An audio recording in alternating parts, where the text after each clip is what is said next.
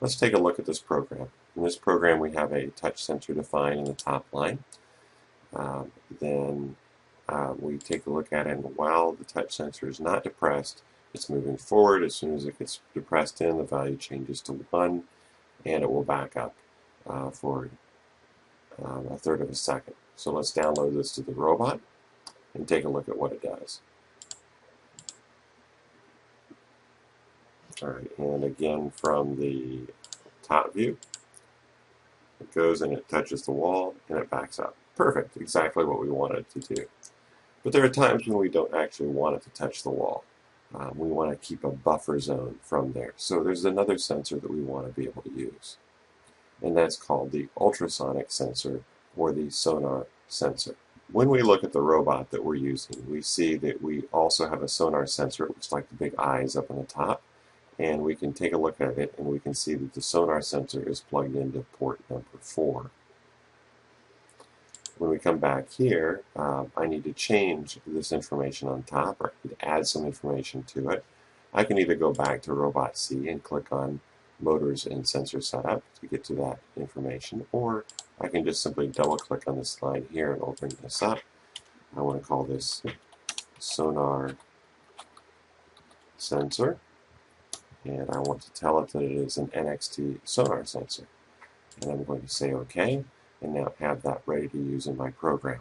I can just simply change this to sonar sensor, and I'm going to change this to greater than 1. Now this measurement is in centimeters, so the values can be anywhere from 0 through 255.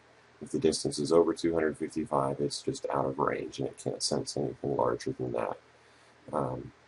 So this should say, okay, when the robot is less than 1 centimeter from the wall, it's supposed to back up. Let's take a look and see if that actually works. Here we go. I'm going to go ahead and switch to the top view and run the program. Okay, and as you can see, it's gone ahead and hit the wall, and you can see the motors are actually still turning. So something didn't work. Well, let's think about this just for a minute. Where is the sonar sensor on my robot? Well, if you look in the top view, the sonar sensor is sitting way back here. So what is the distance between the sonar sensor and the wall? Well, it's definitely more than 1 centimeter. So what value is it actually reading out? Well, let's take a look here. If I come to Robot and I can come to Debugger window, I can click on Sensors here, and I can actually see the value of my sensors while the program's running. So with this, my robot is currently running. It's against the wall, and you can see my sonar sensor actually still has a value of 20. Oh, okay, well that's really useful information.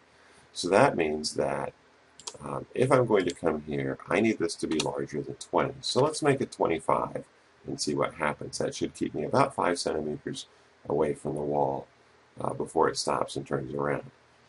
In fact, I can actually just have it stop if I wanted to.